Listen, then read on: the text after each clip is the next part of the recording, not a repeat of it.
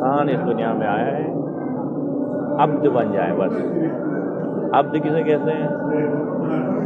یعنی عبودیت، یعنی خداوند عالم کو سب کچھ سمجھے. جیسے فقہ میں نا عبد کی تعریف اس طرح کی ہے، العبد وما فی یدیہ کان لمولا. عبد بندہ اور بندے کے پاس جو کچھ ہے وہ مولا کا ہے. یہ تصور کرنا بندگی ہے. عبودیت اسے کہتے ہیں. یعنی کیا؟ میں اور میرے پاس جو کچھ ہے، میرے پاس ماں باپ ہیں، میرے بچے ہیں، میرے پاس جائیداد ہے، جو کچھ ہے وہ خدا کا ہے، خالق کا ہے. عبادت کی بہت سارے تفصیل ہیں کہ ایک عبادت جو ہے نا پرستش کرنا. عبادت کہتے ہیں ہمیں کیا ہوتا ہے؟ سجدہ و نماز اور رکوع و سجود. یہ عبادت ہے لیکن مخصوص ہے وہ، یعنی خاص عبادت کی تعریف ہو. ایک عبادت کی تعریف عام ہے. عبادت کی تعریف کیا؟ یعنی میرا مرنا، جینا، کھانا، بیٹھنا سب کچھ خالق کے لیے. میرا دیکھنا، قدم آگے بڑھانا، یہ سب کچھ. یہ بندگی انسان کے اندر آ جائے نا. تمام انبیاء نے یہی کوشش کی کہ انسان کے اندر عبودیت آ جائے، بندگی آ جائے. پھر دیکھو حجت الاسلام کا لقب لگانا، دکتور کا لقب لگانا، یہ سارے فضول ہو جائیں گے. جب عبد ہو گئے پھر کسی چیز کی ضرورت نہیں ہے. عبد نہیں ہو گئے تو یہ سارے جو ہے نا عنوانات لگاتے جا رہے ہیں، آیت اللہ عظمیٰ تک لگاتے جا رہے ہیں، لیکن کوئی کیا نہیں. آپ ضمیر مطمئن نہیں رہا تو تم نے یعنی خالق کائنات کی طرف سے عہدوں میں سے سب سے عظیم ترین عہدہ بندگی ہے. اسی لیے کیا فرماتے ہیں؟ ہر نماز میں ہم کیا کہتے ہیں؟ پیغمبر پاک کو گواہی دیتے ہیں، اشہد ان لا الہ الا اللہ وحدہ لا شریک لہ واشہد ان محمدا عبدہ ورسولہ. پیغمبر پاک کو کیا کہتے ہیں؟ پہلے کہتے ہیں عبد ہے، بندہ ہے، پھر رسول ہے، پھر امام ہے، پھر جو بھی مقام عبودیت. اور خداوند عالم بھی فخر سے، ناز سے کیا فرماتے ہیں؟ یہ صرف پیغمبر کی طرف سے نہیں کہ میں عبد خدا ہوں، ادھر سے خالق بھی کہہ رہا ہے کہ میں نے اپنے حبیب کو سب سے اہم ترین جو مقام عطا کیے وہ مقام عبودیت ہے. اسی لیے ناز کرتے ہیں. سورہ اسراء کی ابتدا میں کیا فرماتے ہیں؟ بسم اللہ الرحمن الرحیم سبحان الذی اسری بعبدہ من المسجد الحرام الى المسجد الاقصى الذی بارکنا حولہ لنریہ من آیاتہ. سورہ اسراء کی ابتدائی کیا فرماتے ہیں؟ بابرکت ہے وہ ذات جس نے اپنے عبد کو لے کے کیا، سیر کرایا. دیکھو عبودیت آنے کے بعد سیر شروع ہے.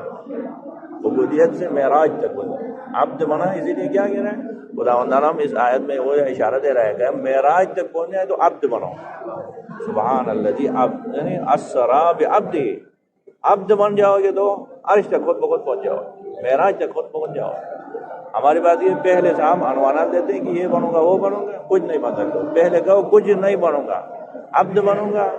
پھر عبد جب بنو گے معراج تک پہنچانا یہ خدا کا کام. کیسے پہنچایا تھا وہ؟ سبحان الذی اسری بعبدہ من المسجد الحرام الى المسجد الاقصى الذی بارکنا حولہ لنریہ من آیاتنا انہ هو السمیع البصیر. یہاں پہ خداوند عالم نہیں کہہ رہا کہ پیغمبر میرا حبیب ہے، خاتم الانبیاء ہے، اسی وجہ سے میں نے عرش پہ لے گیا. نہیں، کیا تھے لے گیا؟ بندہ تھے، اسی وجہ سے لے گیا. بندگی ان کے اندر تھی، اسی وجہ سے عرش تک. اور کائنات کی سب سے افضل ترین ہستی جو ہے پیغمبر پاک، وہ ناز کرتے ہیں کس پہ؟ عبودیت پہ. اور ہم گواہی دیتے وقت بھی کہتے ہیں عبد خدا کے کیا ہے؟ بندہ ہے کہتے ہیں. اور خداوند عالم بھی ناز کر رہے ہیں کس پہ؟ نبی پاک کی عبودیت پہ. میرا وہ بندہ ہے جس کو اب میں لے کے جا رہا ہوں آگے. اور اب پہ ہم کائنات میں سب سے افضل ترین شخصیت جو پیغمبر پاک ہیں، ان کے بعد جو عظیم ترین شخصیت ہیں کائنات کے تمام جو ہے نا انسان ان کے پاؤں کے یعنی کیا قدموں کے خاک کے جانے صدقے جائیں، قربان جائیں، وہ شخصیت مولا کائنات امیر المومنین. اب وہ مولا کائنات کیا فرماتے ہیں؟ مقام عبودیت کیا فرماتے ہیں؟ مقام عبودیت کی تعریف اس طرح کر رہے ہیں. امیر المومنین کو کتنے جو ہے نا عظمتیں ملی ہیں. جنگ خیبر اس انداز سے فتح کیا. جنگ خیبر میں جو ہے نا اگر 40 دن تک آپ ممبر سے بولتے رہیں گے حل نہیں ہو جائے گا. ان کی عظمت کو بیان نہیں کر سکتے. کل ایمان کل کفر کے مقابلے میں گیا. پیغمبر فرماتے برز الایمان کل الی الکفر کل، کل ایمان کا علی مرتضیٰ کو کیا ہے؟ علی مرتضیٰ نے قبضے میں نہیں کیا۔ جنگ خندق میں ایک ضربت علی یوم الخندق افضل من عبادت السنہ، علی مرتضیٰ نے کبھی فخر نہیں کیا، ناز نہیں، پیغمبر پاک کے داماد بن گئے، فخر نہیں کیا۔ فخر کس بات پہ کر رہے ہیں؟ کائنات کے افضل ترین مخلوق مولا کائنات فرماتے ہیں الہی کفا بعزا ان اکون لک عبدا، پروردگارا میرے عزت کے لیے یہی کافی ہے کہ میں تیرا عبد ہوں۔ یہ عبودیت ہے، الہی کفا بعزا ان اکون لک عبدا وتکون وکفا بی فقرا، میرے فقر کے لیے ناز کے لیے کہ ان تکون لی ربا، آپ میرے رب ہیں، یعنی میں رب کا بندہ ہوں، میرا رب ایسا ہے، میرا خالق ایسا ہے جس کا میں بندہ ہوں۔ سب سے عظیم ترین جو ہے نا فخر ناز اس پہ ہے، عزت اس پہ ہے کہ خالق کا بندہ ہو، سب کچھ تو فنا کرے، کچھ بھی میرے پاس نہیں ہے، جو کچھ ہے وہ خدا ہے۔ یہی عبودیت ہے انسان کے اندر، وہ تمام انبیاء نے یہی تلاش کی، کوشش یہی کی کہ بندے کو کسی طریقے سے عبودیت میں لائے، عبد کے اندر دائرے عبودیت میں آئے، وہ خدا کے عبد بن جائے۔ خود خدا تعالیٰ نے انسان کو خلق کیا ہے، اسی لیے خلق کیا۔ کیا فرماتے ہیں سورہ ذاریات میں وما خلقت الجن والانس الا لیعبدون، لیعبدون میں نیچے جو ہے نا نون پہ کسر ہے، اور کسر کیوں ہے؟ انہوں نے تسنیہ والا کسر نہیں ہے، کیا ہے؟ ہاں، انہوں نے وہ کیا ہے؟ حذف ہوا ہے۔ کیا کہہ رہے ہیں؟ میں نے جن و انس کو خلق نہیں کیا، خلق کیا ہوں تو لیعبدونی، میری عبادت کریں، اس شیطان کی عبادت سے نکلیں۔ اور خداوند عالم نے خدا کی عبادت کے لیے کتنا اہتمام کیا۔ اول جو ہے نا خلقت میں خداوند عالم سے انسان سے جو ہے نا عہد لیا، عہد کی کیا فرمایا؟ سورہ یاسین میں فرماتے ہیں الم عہد الیکم یا بنی آدم اللہ تعبدوا الشیطان، اے آدم کے بیٹے آپ سے آپ کے رب نے، آپ کے خالق نے عہد نہیں لیا تھا؟ الم عہد الیکم یا بنی آدم اللہ تعبدوا الشیطان وان اعبدونی ھذا صراط مستقیم، میری عبادت کرو، شیطان کی بات نہیں کرو۔ دیکھو عبادت کیا شیطان کی ہوتی ہے یا رحمان کی ہوتی ہے؟ اب رحمان کی جب عبادت ہوگی، یہی جو ہے خلقت مقصد ہدف ہے خلقت جو ہے یہی کہ ہم رحمان کی عبادت کریں، اور تمام انبیاء نے اسی کام کے لیے کیا ہے زحمتیں اٹھائی ہیں۔ خداوند تعالیٰ سورہ نحل میں کیا فرماتے ہیں؟ فرماتے کہ وَلَقَدْ بَعَثْنَا فِي كُلِّ أُمَّةٍ رَسُولًا أَنِ اعْبُدُوا اللَّهَ، بے شک ہم نے مبعوث کیا ہے، بھیجا ہے ہر امت میں کس کو؟ ایک رسول کو بھیجا ہے، اور رسول کا کیا ہے؟ ان اعبدوا اللہ، تاکہ لوگوں کو خدا کی عبادت کی طرف لائے۔ سورہ نحل کی 36 نمبر آیت۔ تمام انبیاء کو، ہر نبی کا کام یہی ہے وَلَقَدْ بَعَثْنَا فِي كُلِّ أُمَّةٍ رَسُولًا أَنِ اعْبُدُوا اللَّهَ وَاجْتَنِبُوا الطَّاغُوتَ، طاغوت کی عبادت سے دور رہیں، طاغوت کی عبادت اس کے اندر نہ ہے، صرف خدا کی عبادت، بندگی ہو تو خدا کی۔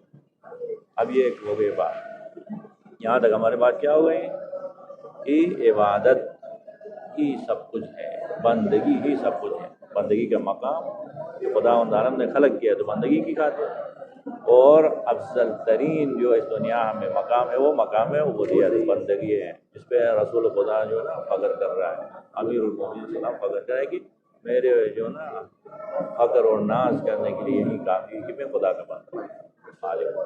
اب وہ تو ہو گیا ٹھیک ہے، لیکن ہم کیسے جو ہے نا خدا کے بندہ بنے؟ خدا کی بندگی کرنے کے لیے بھی کچھ نہ کچھ ذریعے ہو، کس طرح ہم خدا کے بندہ بنے، خدا کی عبودیت حاصل کریں۔ وہ تو ہو گیا سب جو نا بندگی کی بہت تعریف بھی ہو گئی، ایک بندے نے کیا اس کو خوشخط دکھانے کے لیے استاد بنا کے لائے تھے، وہ جو ہے نا خوشخط صحیح کرنا، خود سے خوشخط لکھنا صحیح نہیں آ رہا تھا، تو اب بورڈ میں آگے وہ لکھنے وہ اس کو پتہ ہے خوشخطی کی جو ہے نا کتنی تاکید ہے، اتنی تاکید ہے، یہ ہے وہ تو مرجے نے نا اس طرح خوبصورت خوشخط لکھ رہا تھا، وہ یہ کر رہا تھا، وہ کر رہا تھا، ایک دن درس اسی میں دے دیا، دوسرے دن آگے پھر خوشخط میں اتنی تاکید ہے، اتنا جو نا ہمارے بزرگان نے اس طرح خوبصورت انداز میں لکھا تھا، ان کی کتابیں دیکھے تاکہ انہوں نے کہا وہ سارے ٹھیک ہے، بروزہ آپ کو بلائیں خوشخطی ہمیں دکھائیں سکھائیں، خوشخطی کے بارے میں تقریر کرنے کی نہیں ہے، ہمیں سکھاؤ، خود سے بورڈ پہ لکھو، خود سے بورڈ پہ لکھا تو وہ سارے ہاتھ گئے، یار اس کو یہ عبودیت تو ٹھیک ہے، عبودیت کی تعریفیں سب کچھ ہے، لیکن خود سے ہم کیسے عبد بنیں؟ عبد بننے کے لیے ہمیں کیا کرنا؟ اب یہ سیٹ اپ ہے، دوسرا سیٹ اپ عبد بننے کے لیے خدا کے رب عالم کی جو ہے نا جو اہم ترین افضل ترین بندے ہیں ان کو دیکھیں وہ کیسے عبد بن گئے۔ عبد بننے کے لیے سب سے بڑی بات یہ، سب سے پہلی بات یہ کہ کیا ہمیں خداوند عالم کی معرفت حاصل، معرفت خداوندی آئے گی تو خود بخود عبودیت آئے گی۔ ہم دوسروں کی طرف کیوں جاتے ہیں؟ اسی لیے ان کی معرفت ہمارے اندر آ گئی۔ ان کی ایک جو ہے نا جھوٹی حقیقت کو ہم نے جو ہے نا حق سمجھ یا حقیقت سمجھ کے ان کی جو ہے نا پیروی ہو گئی۔ خدا کی معرفت حاصل ہو جائے تو وہ جھوٹی جو ہے نا حقیقتیں ختم ہو جائیں، تمام حقیقتوں کا سرچشمہ خدا ہے، لیکن اس کو سمجھنے کے بعد، درک کرنے کے بعد۔ اسی لیے خدا عالم کیا کہتے ہیں، اب عبد بننا ہے نا تو میرے سب سے افضل ترین عبد اس کائنات میں، کائنات کے افضل ترین عبد کیا ہے؟ حضرت ابراہیم کا ذکر کر رہا ہے۔ باقاعدہ خدا عالم حکم دے رہے سورہ شعراء میں، کیا کہہ رہے ہیں؟ وَاتْلُ عَلَيْهِمْ نَبَأَ ابراہیم، یہی ایک قصہ سنا، اے میرے حبیب ان کو ابراہیم کی جو اہم ترین خبر ہے وہ سنائیں۔ نبا کہتے ہیں جس میں اہم سبق ہو، درس ہو، وہ ایسا خبر سنائیں۔ وَاتْلُ عَلَيْهِمْ نَبَأَ ابراہیم، ابراہیم کے بارے میں جو خبر ہے وہ سنائیں۔ اس میں کیا ہوا ابراہیم کے بارے؟ دیکھو یہ توحید کے ساتھ عبودیت کرے انسان، صرف خدا کو جانے خالق سمجھے، مالک سمجھے، پھر انسان کا کام ہو گیا۔ وَاتْلُ عَلَيْهِمْ نَبَأَ ابراہیم، جب ابراہیم علیہ السلام کا قصہ کیسا ہے؟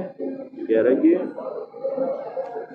ابراہیم علیہ السلام ایک قصہ ان کو سناؤ۔ ابراہیم علیہ السلام نے کیا کیا؟ اذ قال لأبیہ، سورہ شعراء کی 29 نمبر آیت سے لے کے 85 نمبر آیت تک یہ پورا اس قصہ سناؤ کہہ رہے ہیں۔ اب دیکھو اس قصے میں کیا کہہ رہے ہیں؟ خدا تعالیٰ کی معرفت کیسے آئے، کیسے ہم عبد بنے، ہماری بندگی کیسے ہونی چاہیے۔ وَاتْلُ عَلَيْهِمْ نَبَأَ ابراہیم، اے میرے حبیب حکم دے رہا ہے، کیا کہہ رہے ہیں؟ ہر ممبر پہ یہ سنائے، یہ حکم ہے، تلاوت کریں وہ بھی خالق کی طرف سے نبی کو کہ یہ اس قصے سنائیں، ممبر سے یہ سنائیں، گلی میں یہ سنائیں، بازاروں میں یہ سنائیں، یہ اعلان کریں کہ ابراہیم کے قصے سنائیں۔ ہم اس طرح سناتے ہیں، ہم کس میں لگے ہیں؟ ایسے جو نا پتہ نہیں ہے کہ پورے زمانے میں یہ تھا تو وہ تھا، عجیب و غریب قصے سنیں گے ممبر سے۔ ایک خدا عالم تاکید سے کہہ رہے ہیں کہ اگر قصے ہی سنانے تو میرے بندے ابراہیم کا قصہ سنائیں۔ وہ قصہ کیا ہے؟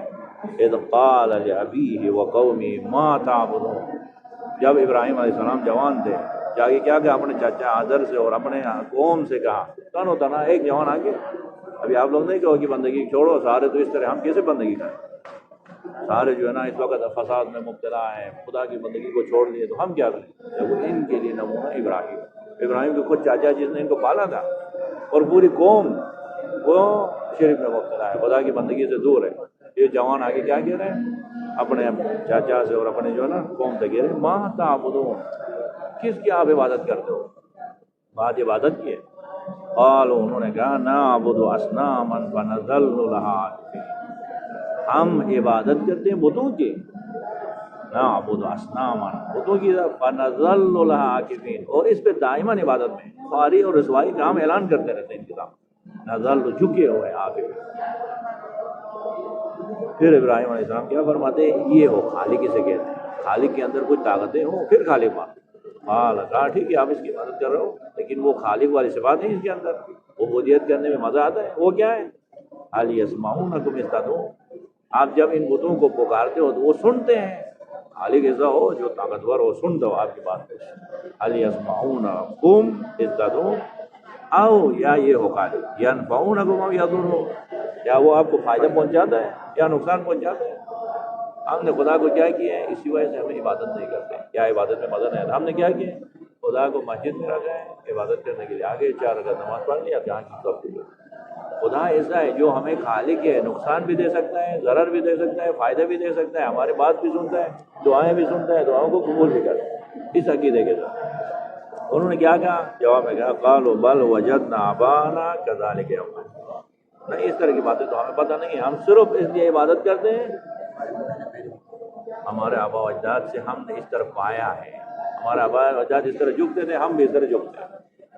قال، پھر دوبارہ کہہ رہا افرأیتم ما کنتم تعبدون، یہ ابراہیم ہے، آیا آپ لوگ جانتے ہیں، افرائیتم یہاں پہ کیا ہے، علمتم کے بعد، آپ لوگ جانتے ہیں ما تعبدون، ما کنتم تعبدون، جس کی آپ عبادت کرتے ہیں ان کو جانتے ہیں، انتم و آباؤکم الاقدمون، آپ اور آپ کے جو گزشتہ آبا و اجداد ہیں وہ کس کی عبادت کرتے ہیں ان کو جانتے ہیں، وہ ایسی فضول چیزوں کی عبادت میں لگے ہیں۔ فَإِنَّهُمْ عَدُوٌّ لِّي إِلَّا رَبَّ الْعَالَمِينَ، یہ سارے میرے دشمن ہیں یہ جھوٹے خدا، اللہ ہاں ہے تو رب العالمین جو ہے وہ میرا خالق ہے۔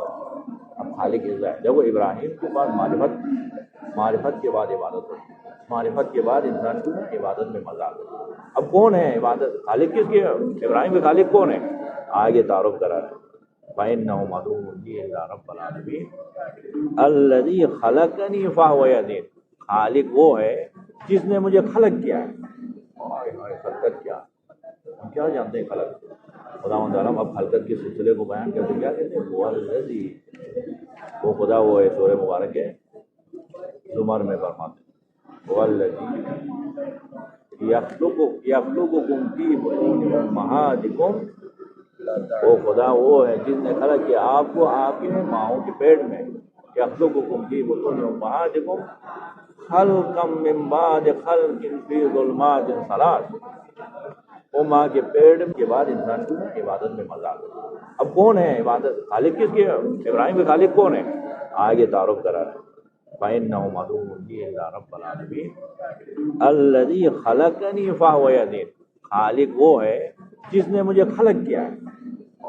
خلقت کیا، ہم کیا جانتے ہیں خلق، خداوند عالم اب خلقت کے سلسلے کو بیان کرتے کیا کہتے ہیں، وہ الذی، وہ خدا وہ ہے، سورہ مبارک ہے زمر میں فرماتے ہیں والذی یخلقکم فی بطون امہاتکم، وہ خدا وہ ہے جس نے خلق کیا آپ کو آپ کے ماؤں کے پیٹ میں، یخلقکم فی بطون امہاتکم خلقا من بعد خلق فی ظلمات ثلاث، وہ ماں کے پیٹ میں ایسے آرام سے نہیں، خلقا من بعد خلق، ایک خلقت کے بعد دوسری خلقت، پہلے نطفہ پھر علقہ پھر وہ بھی کس میں، فی ظلمات ثلاث، تین تاریک پردوں کے اندر، تین تاریک پردوں کے اندر جو میرے جو ہے نا خلقت کا انتظام کرے وہ میرا خالق ہے۔ ایسے خالق ہو تو پھر عبادت کرنے کا مزہ آتا ہے، یعنی جس نے مجھے وہاں پہ رزق دیا جہاں پہ تین تاریک پردے تھے، وہاں پہ مجھے جو ہے نا آکسیجن دیتے، دیکھو اب دنیا میں آکسیجن کے ایک منٹ کے لیے اگر آکسیجن ہم رک جائے ہم ہلاک ہوں گے، وہاں پہ ہمارے لیے انتظام کیا بغیر جو ہے نا خون کا گوشت کا سب کچھ، دیکھو میرا رب وہ ہے۔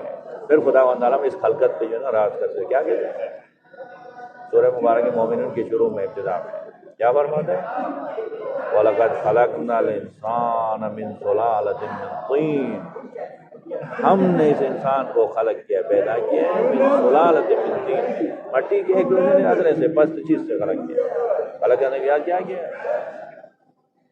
وہ آسانی سے ہم دنیا میں نہیں ہے، اتنا اہتمام کی اس کے لیے، ثم جعلناہ نطفۃ فی قرار مکین، اسی مٹی کو ہم نے نطفے میں بدل دیا ہے، بھائی کائنات کی کوئی شے اتنی ترقی کرنے کے باوجود نہیں کر سکتے مٹی کو نطفے میں بدل دیا، یہ خالق ہے، خلق کیا ہے، ثم جعلناہ نطفۃ فی قرار مکین، نطفے کی شکل میں قرار دیا اور اس کو بھی ایک خاص جگہ میں رکھ دیا، نطفے کو ماں کے رحم میں، پھر فجعلناه نطفة ثم خلقناه نطفة في قرار مكين فخلقنا النطفة علقة، نطفے کو علقے میں بدل دیا، کتنا اہتمام کیا اس کے لیے، ٹمپریچر کتنا چاہے کس طرح میں ہو جانا چاہے، معمولی جو ہے نا رکاوٹ ہے تو ثم خلقنا النطفة علقة فخلقنا العلقة مضغة فخلقنا المضغة عظاما فكسونا العظام لحما، مضغے سے علقے میں بدل دیا، علقے سے پھر جو ہے نا ہڈیوں میں بدل دیا، ہڈیوں کے اوپر فکسونا العظام لحما، ہڈیوں کے اوپر ہم نے جو ہے گوشت چڑھایا، پھر اس کے بعد ثم انشأناه خلقا آخر، پھر ایک نئی خلقت ان کو دے دی، وہ نئی خلقت ہم نہیں جانتے، خداوند تعالیٰ فرماتے ہیں وَنَفَخْتُ فِيهِ مِن رُوحِي، میں نے اپنا روح ان کے اندر ڈالا، روح اللہ بن گیا ہے۔ ابراہیم علیہ السلام اس کی طرف اشارہ کرتے ہیں، عبادت کرنے تو ایسے خدا کی عبادت کرو جس نے الذی خلقنی، جس نے مجھے خلق کیا ہے، اور خلق کرنے کے بعد اہم ترین بات جو فَهُوَ يَهْدِينِ، میری ہدایت بھی کی ہے، خلق کر کے جو ہے آزاد نہیں چھوڑا ہے، میرے اندر تقویناً ربوبیت پائی جاتی ہے، خدا کے سامنے جھکنا، خدا کی عبادت کرنا میرے اندر ہے. یہ میرے رب نے میرا ہدایت کیا ہے. خالق کیسا ہوتا ہے دیکھو، پھر خلق کرنے کے بعد عادت نہیں چھوڑا، ایک لحظہ بھی ہم خالق سے جدا نہیں ہوتے. وہ کیا ہے؟ والذی ہوا یطعمنی ویسقین. میرا خالق وہ ہے جو مجھے کھلاتا ہے اور جو مجھے پلاتا ہے. اگر ایک لحظے کے لیے ہم یہ خیال کریں نا، عبودیت سے نکل جاتے. کہتے ہیں کہ ماہ رمضان ہے، روزے رکھے ہو، رات کو کیا کیا؟ کھانا کھا کے کہا کہ ماشاء اللہ کھانا کھانے کی وجہ سے اس کھانے نے میرا پیٹ بھر دیا اور میرا بھوک ختم ہو گیا. یہ تو یہی شرک ہے. یہی جو نا آپ لوگ اسی کھانے کی عبادت کر رہے ہو. کہو کہ خالق نے یہ طاقت اسی غذا میں رکھا جس کی وجہ سے میری بھوک ختم ہو گئی. خالق نے جو نا طاقت رکھا ہے اسی پانی میں جس نے میرا پیاس بجھا دیا. یہ ہوتی ہے بہت مجھے یہ کہ مجھے میرا یعنی پیاس کو بجھانے والا خالق ہے. ٹھیک ہے، پانی کے ذریعے سے بجھاتا ہے. ٹھیک ہے، اور یعنی کیا بھوک کو کھانے کے ذریعے سے ختم کرتے ہیں، لیکن ذریعہ کراتے ہیں، وسیلہ کراتے ہیں، لیکن بھوک صرف خدا کیا ہے ختم کرتے ہیں. کھلانے والا خالق، کھلانے والا خالق. پھر آگے کیا کہتے ہیں؟ یہ ہوتا وَإِذَا مَرِضْتُ فَهُوَ يَشْفِينِ. ابراہیم علیہ السلام کہتے ہیں میں ایسے خالق کی عبادت کرتا ہوں جب میں مریض ہو جاتا ہوں. یہ نہیں کہہ رہا ہے کہ خدا مجھے مریض کرتا ہوں، مریض میں ہوتا ہوں، کیونکہ راستے سے ہم ہٹتے ہیں، خدا کے بتائے راستے سے ہٹتے تو مریض ہو جاتے ہیں. مریض خود سے ہوتے ہیں، خدا کسی کو مریض نہیں کرتا ہے. لیکن شفا وہی یشفین، وہ خدا ہی شفا ہے. وَإِذَا مَرِضْتُ فَهُوَ يَشْفِينِ. پھر کیا ہے؟ خالق کسے کہتے ہیں؟ وَالَّذِي يُمِيتُنِي ثُمَّ يُحْيِينِ. وہ خدا وہ ہے جو اس نے مجھے یمیتنی مارنے والا، وہ ثم یحیین، پھر موت کے بعد دوبارہ زندگی. یہ سارے کس کے ہاتھ میں؟ والذی، پھر اطمع ان یغفر لی خطیئتی یوم الدین. سب سے عبودیت میں یہی بات ہے کہ خالق نے یہ سارے جو ہے نا ہمارے لیے کیا ہے کہ خلقت دی ہے، حیات دی ہے، کھانا دی ہے، سب کچھ دیے. آیا ہم نے جو نا حق کے بندگی ادا کی ہے نہیں؟ اس فکر میں رہنا عبادت ہوتا ہے. یہ ہے عبادت کہ ہم نے تو اپنے حق کی بندگی ادا نہیں کی، اسی لیے امید میں ہے کہ والذی اتم، میں امیدوار ہوں کہ یغفر لی، میرا رب مجھے بخش دے گا. کس میں؟ خطیئتی، میرے خطاؤں کو، میرے جو نا کوتاہیوں کو، یوم الدین، قیامت کے دن. دیکھو دنیا میں آنا خلقنی سے لے کے دوبارہ زندہ ہو کے یوم الدین تک آنے میں ایک لحظہ بھی خدا سے نہیں کٹنے کو کیا ہے؟ بہت عبادت کہتے ہیں. عبودیت یہ ہے، بندگی ہے. ہم نے کیا کیا؟ آج کل شارٹ کٹ راستے دکھا دیا. جو بھی نماز اچھے پڑھتا ہے، حرم میں آتا ہے، بس وہ بہت اچھا عابد ہے، بہت بچے. وہ عبادت کے کچھ جلوے ہیں، ورنہ عبادت یہ ہے کہ دنیا